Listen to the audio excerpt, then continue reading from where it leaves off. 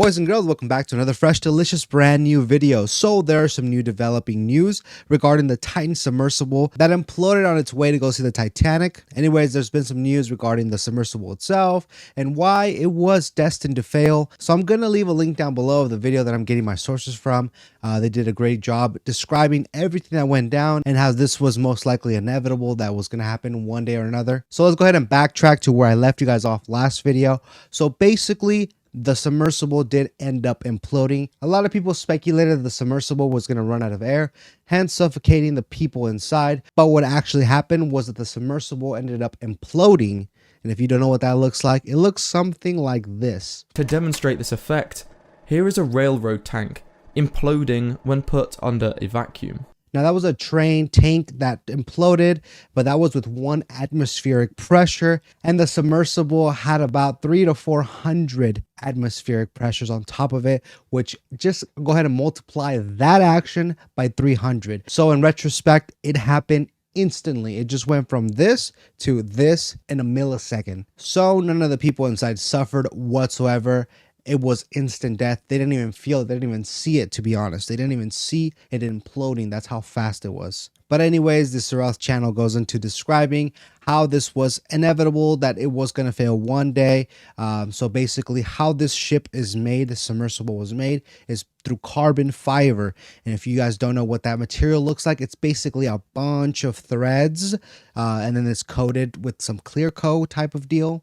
This was a 5-inch thick submersible, so 5 inches of this thread over and over. Now if anybody knows anything about threads, it's not like a solid surface, so it can be penetrated if anything, moves around at any point. And now with that much pressure, you need a lot of support for it to not have any kind of movement whatsoever. Now granted, the submersible did end up doing 7 trips to the Titanic and back. It was on the 8th voyage and final where it did end up imploding, sadly. Now I saw a tweet from Mr. Beast that he was also invited to this trip to the Titanic.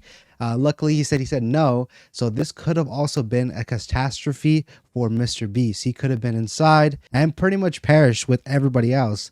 Pretty crazy. I wonder what the world will be like without a Mr. Beast. No more $1 million challenges. They'd probably do a challenge. First to touch Mr. Beast's body at the Titanic wins a Lamborghini. Anyways, one of the points that Surath had mentioned about the fatal design of the submarine was from an ex-employee who had already expressed a faulty design of the submersible. In fact, an open letter from the Marine Technology Society said they had concerns the Titan design could result in catastrophic negative outcomes. Now that was back in 2018 when they first designed this submersible, which was also designed at a 1/3 scale, not its 1:1 scale, which could have been a red flag for anybody designing this, especially if you fire the engineers that are working on this when they express any kind of concern regarding the design of this. Another faulty design that could have caused this catastrophe was the end caps. They were held together by 18 titanium bolts, which were shut from the outside, so the people inside couldn't get out no matter what.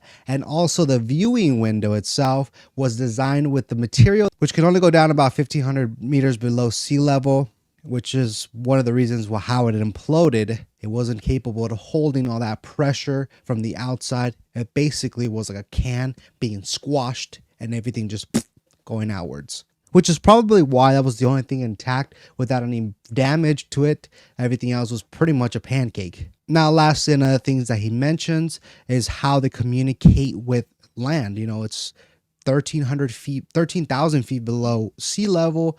It's kind of hard to communicate with the outside world when you're that far below sea level. There's no cable down there. There's no Wi-Fi down there. So it's kind of hard, but how they do it is basically they send like Morse code that goes down. So basically they send a ship above the water, which sends Morse codes down. And when they receive the code, they kind of pinpoint exactly kind of where it was coming from. And then they start following it. So they know the ship is down there. They just got to follow the signals. That's the only way they communicate. And which brings me to believe that when they lost signal at about 1 hour and 45 minutes, which is roughly how long it takes to go and see and reach those depths of water, it leads me to believe that something tragic had happened and they knew it could have been imploded at that moment and they just didn't want to panic. Maybe they're, delaying their Morse code.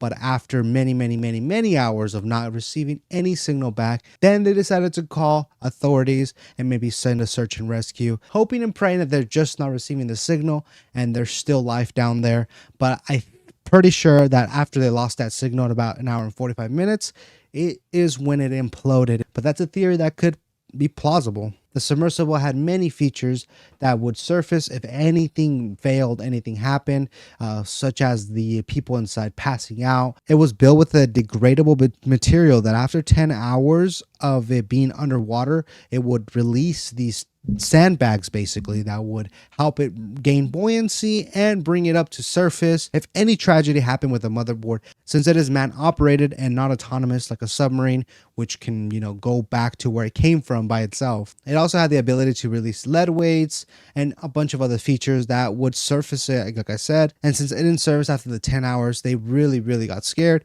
They call authorities. So that's essentially what happened to the submersible. A lot of factors came into play and it ended up imploding. After the 7th trip to the Titanic, it couldn't hold the pressure any longer, and so it failed. I'm sure Mr. Beast couldn't have counted his blessings anymore because he could have been down there with everybody else. Now, if you want to watch the full video, I linked it down below. It's a pretty interesting watch if you guys want to check it out. But anyways, make sure you guys leave a like, subscribe if you haven't already done so, and I'll see you guys again in another fresh, delicious, brand new video.